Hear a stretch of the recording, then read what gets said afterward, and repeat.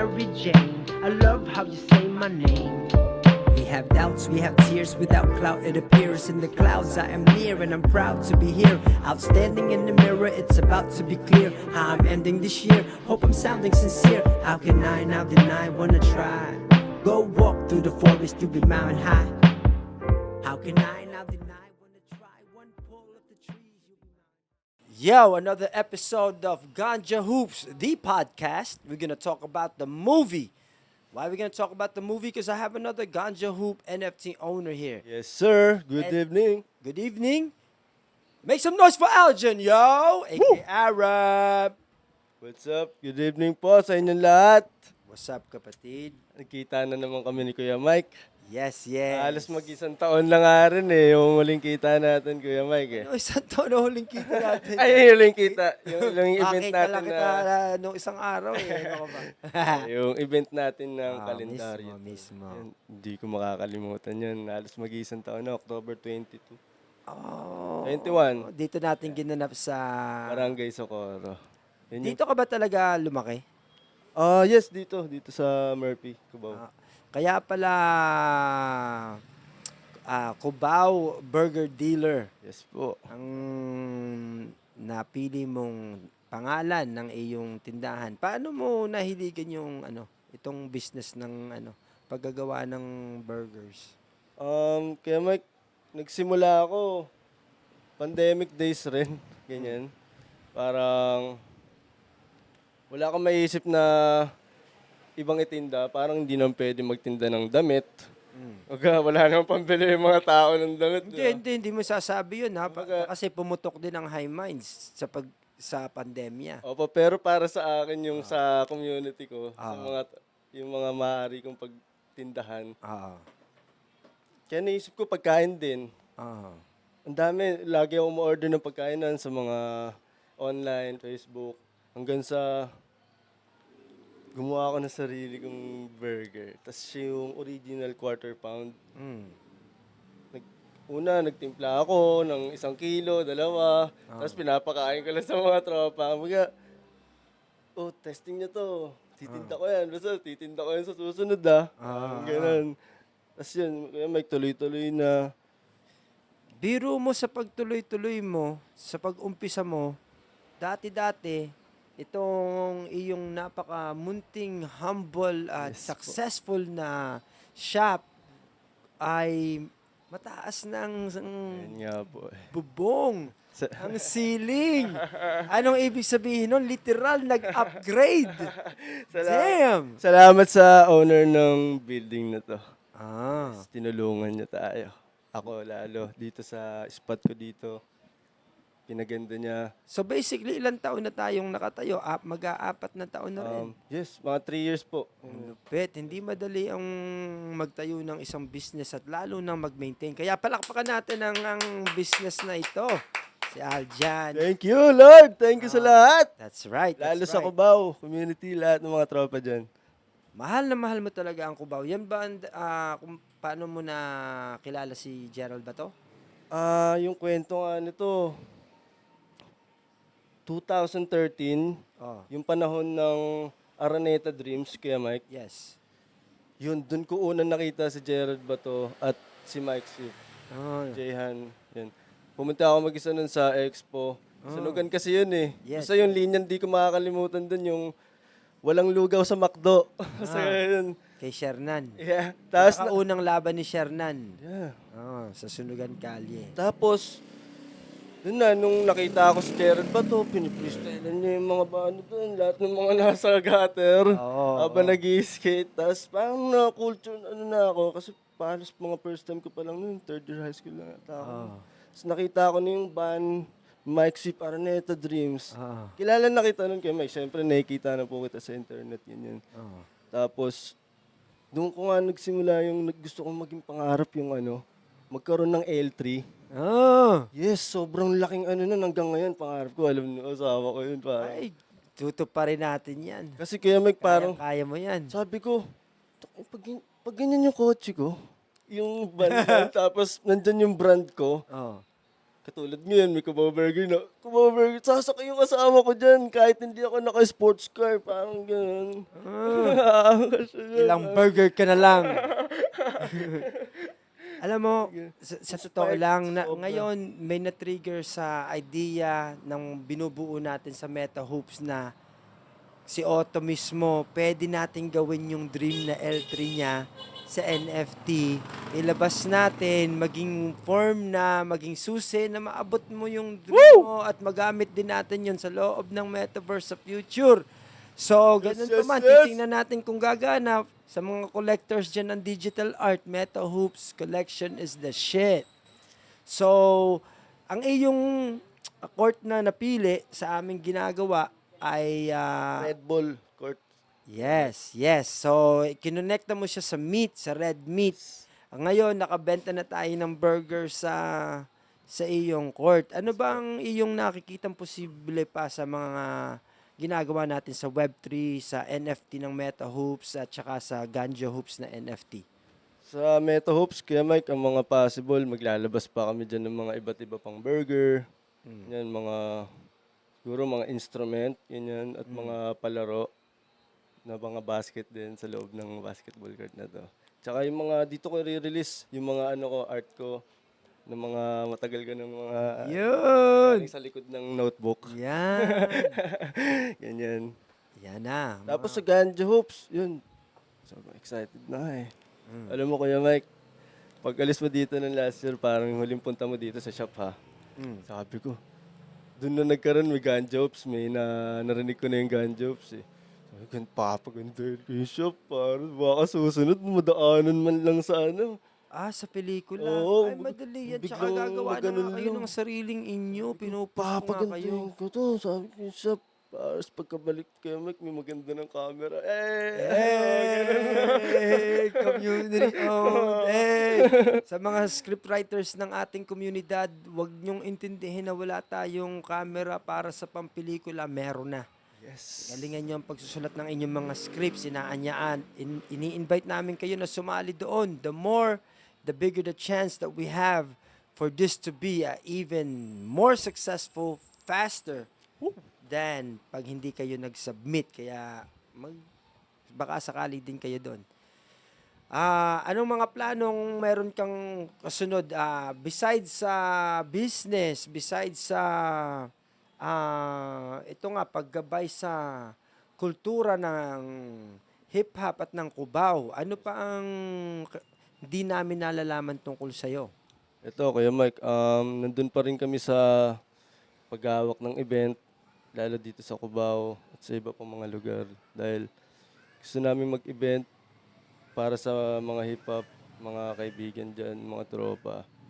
Sila yung market namin.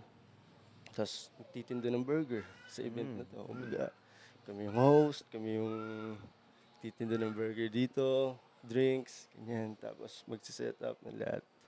Good luck. God bless. God bless talaga. Tuwan-tuwa ako at nakilala ko kayo kasi ramdam ko lumakas ang samahan dahil may mga kagaya nyo na naniniwala at sumasabay sa agos. Iba yung naniniwala lang at pumapalakpak lang. Yes, Kuya Mike. Iba pa yung nasa alis sa kahirapan.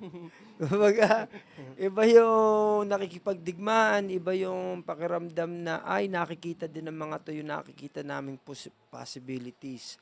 Kaya doon pa lang, papasalamat talaga ang buong kawatan. Yeah. Sa ngayon, take a break muna. Marami pang pag-uusapan.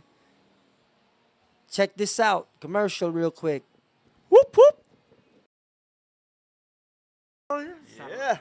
Sarap naman nung merienda break na yon. Mula pa sa Cubao Burger Dealer. Kaya order lang kayo dito. Pag napadpad kayo sa Cubao, bumisita kayo dito. Bumili kayo ng NFTs ng Red Bull. Hanapin nyo sa Meta Hoops NFT Instagram.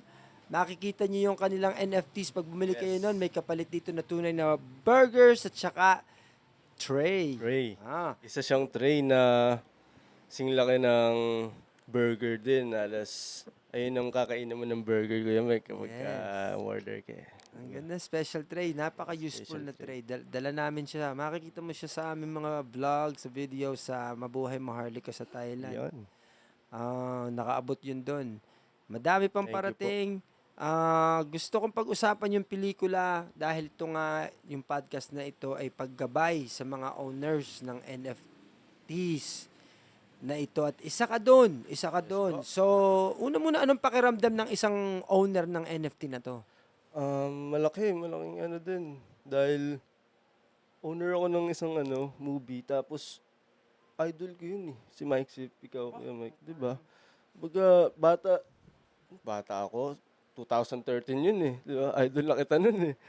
Tapos, may movie kang ilalabas. Diba? Tapos may ambag ako doon. Parang, anong tawag doon? Yung nag-invest ako sa movie na ginagawa mo. So, kung may tutulong ako, ang sarap. Parang Malaking tulong na yung paniniwala. Ngayon, kanina, nung sabi namin na magawa din kayo ng sariling pelikula, napatayo ka. Sabi ko, gawin nating actor si Al dyan. Sabi mo, game ako dyan. So, napaisip ko, anong role ang gusto nito at napaganon to. Kung napapa-acting to. Napashake eh. Napashake eh. Parang, yung basketball o parang hindi ko alam kung anong role ang bibigay sa dito eh. So, ito yung maganda dito. Ito yung kultura at samahan na gusto naming ikalat.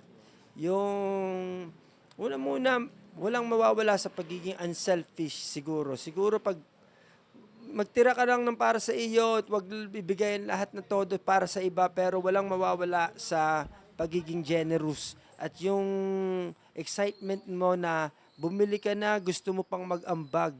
Pag madami pa yung ganon, tingnan nyo kung gaanong kalusog ang Bakit parating hindi? sa ating mundo, which nangyayari na. Nangyayari na. Kasi nung inumpisahan to, wala namang bumili, zero NFTs, zero. From Magla-live ako. Hindi naman mamemwersa, pero mga ngaral. Ganto. Ito yung movie. Ganyan. Nabuo na yung samahan. Hindi na ako stress na walang naniniwala. Madami naniniwala. Ngayon, yung pagmamahal, enerhiya, talino, ibibigay ko sa mga naniniwala. Diyan tayo ngayon. At ito, outcome na ito ng idea na yon. Mula sa idea na yon, itong mga bagay na napapanood nyo, napapakinig nyo, ginagamit namin, nagmula sa idea na nagmula sa zero na ngayon. Ito na yung porsyento ng samahan. Yes. Na meron na tayong isang movie owner, business owner, Metro Hoop Court owner, and soon to be actor. Woo! Hey! Sinong paborito mong rapper dito sa Pilipinas? Wag mo na akong isama. Alam naman na lahat, ang number 1 ako sa listahan ng kanila at kanilang pamilya. Mama, girlfriend, boyfriends, grandparents, grandsons, Number 1. Number 1. That's a given. Forget about it. Francis M is number 1. I'm 1.1. No, just kidding. I just don't like being put on the spot. I know he already said I'm his favorite, right? I wasn't making it up. But who's your favorite rapper for real? Gerald Bato. Woo! 100%. Yes. He's also one of my favorites. Yeah. Swerte ko nga, kalugar ko si Gerald Bato eh. Yes, hindi lang sa pagka-rapper niya, sa kanyang pagkatao. Yes. Sa kanyang pagka-musikero, sa kanyang magandang boses na pagkanta, Yes. sa paggaling ng skate. At marami pang talento hindi pa niyang pinapakita. Mamaya, susubukan natin. Sino pa? Kuya Mike, wala na akong... Wala kang paborito, dalawa lang. Napaka-choosy naman ito. Napaka-pihika nito. Sa foreign, Sa foreign. Wax and DFD, Dumbfounded. Okay. Battle Bamboo. rappers. Yan. You like battle rapper too, huh? Dumbfounded. That's dope. Sa pelikula naman, sa mga artista na hinahangaan mo, sino? Si... tawag dito.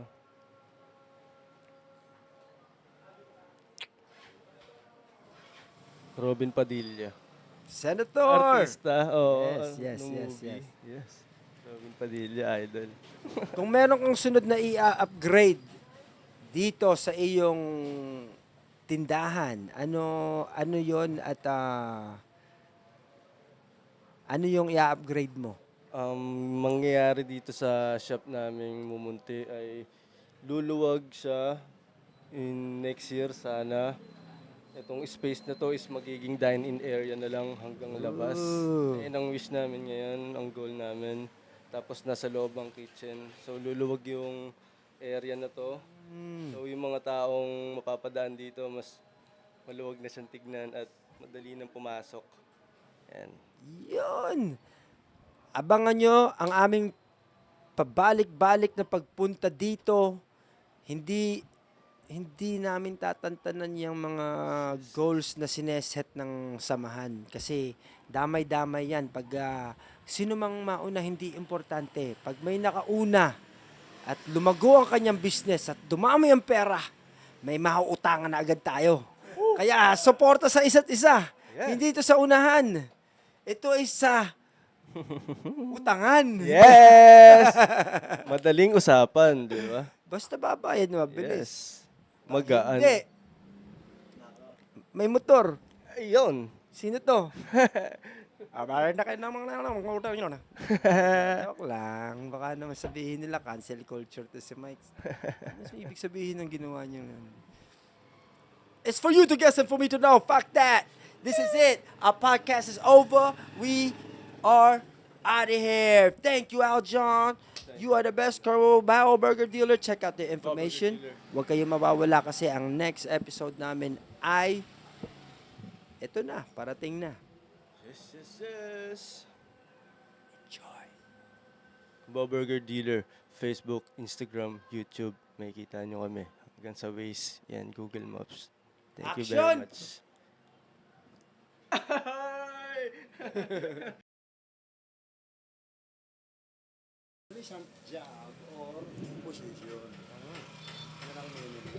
Akala ko, bed of roses, literal. Literal na kama ng ano. Idiom yan na word. Sa idiom. A group of word that has on meaning. Ang ibig sabihin yan, Mm. a pleasant job or position. At a pleasant job or position. Yun ang meaning ng bed of roses. Yung kinanta ng foreign singer. Paano pag bed of models? Iba na yan. Ibang klase na yan. Oo. Bed of nails. Bed of nails, iba rin yan. Anong idiom nun? Medyo i-research natin sa internet. Medyo Bed of nails, parang ano na yun eh. May kasabihan din yun eh. Parang bed of nails. ano mo sa internet kasi may internet tayo. Meron tayong ano. Madali lang i-click lang yung word meaning. Yes. Bed of nails meaning lalabas yan. GB, may tanong ka ba tungkol sa street finance kay Kuya Rek? Tungkol naman sa paghawak ng pera, ang mga Magkano yung kinikita nyo, ang tay? kinikita ko lang, maliit lang kinikita ko, pero nagtatabi tayo kahit 50 araw-araw. Ang isang buwan, ang 50, 30 days, may 1.5 ka na. Sa isang taon, may 18,000 ka na. Sa 10 years, may 180,000 ka na. Sa 30 years, more than 500,000 ng pera mo. 30 years, na 50 araw-araw, may 540,000 ka na. Pwede ka nang magpalaki ng negosyo. Akala ko bayag. Yun. Pwede na magpalaki ng bayag. Gano'ng kayaman na eh. Yun lang. Negosyo. Yun lang ang ano. Kahit hindi malaki ang kinikita natin, at least mayroon tayong itinatabi. Tay, tama yun, tay. Kung sakali mag-asawa ka, mayroon kang pera. Kung ang jowa mo magsabi, may parang tayong pang Jollibee. Sige, walang problema. Pag wala tayo, sasabihin mo, Saka na lang, darling, kaya may mga utang pa ako babayaran. Sorry, baby. Kailangan lang. Kahit maliit lang kita natin, magtatabi tayo. Kahit 100 lang ang kita natin, yung 10 pesos, itabi mo. Kasi sa isang buwan, 300 na yan. Sa isang taon, 3,600 yan. Kuya, yung sikretong yan ang ituturo mo sa akin kasi diyan ako hindi magaling. Oo. Magaling ako gumawa. Oo. Kaya akong gumawa ng pera, Oo. pero yung mag-ipon at saka yung igastos siya ng maselan, hindi ko magawa-gawa. Ngayon, naituro ko na sa'yo, magano ka, 20% sa yung kinikita, itago mo. Pang-emergency fund yan. Pang-emergency na pundo mo. Gusto mong magpalaki ng negosyo. Gusto mong mag-branch dito. Magkaroon ka ng branch nito. Pwede kang gumawa sa ibang lugar. May pira ka. In just 1 year, you will become a businessman. Oo. Mabuti na nakadaan ako rito. Kasi ang kaalaman na ito ay hindi ito, mas matindi pa ito kaysa pira.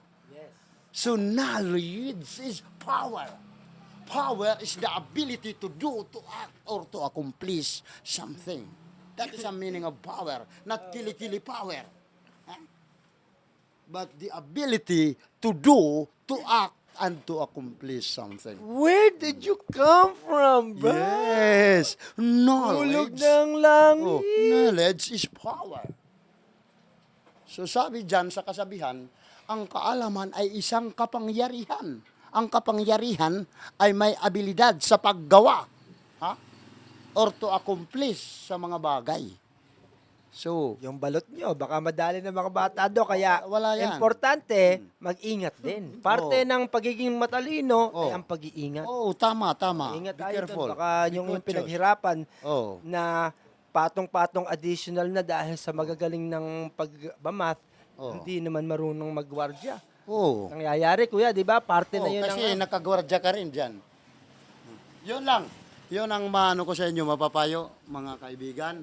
Salamat bilang para makakabili Salamat, tay. Meron kayong mga nipon-ipon. Ay, yes. Oh. Kailangan lang, huwag tayong Kuya, balikan mo kami dito. Wag ito maging last time na kami Oo, binisita. Makikita nyo to sa YouTube. Ganja Hoops, the movie. Oo. At ilalagay natin yung mga aral na iniwan nyo sa amin. Baka sakaling pag kayo yumaman, sa araw na natutunan nyo kay Kuya Rick ang napakinggan nyo sa podcast na to, huwag nyo kakalimutan. Suportahan. Paano kayo mahahanap? Oh, madali lang. Malapit lang tayo sa Q-Mart. Araw-araw naman ako dumadaan dito. Kaya kailangan yung mga pinaghirapan natin, huwag natin ubusin sa panggasto. Para sa susunod na mga panahon, mayroon tayong magagamit. Oo, yun lang papayo ko sa inyo. Oo, kailangan lang magkaroon tayo ng pag-budget. Okay, parang undet, mga kaibigan. Matuto tayo. Kuya Rick, salamat. Mga 20% pagtatago nyo yung kita nyo para Sige. sunod na panahon. Hindi, papakinggan ko yun. Hulog ng langit yun, di natin alam. Ano? Shakat muna, kakain kami. I love you, Mary Jane. I love how you say my name.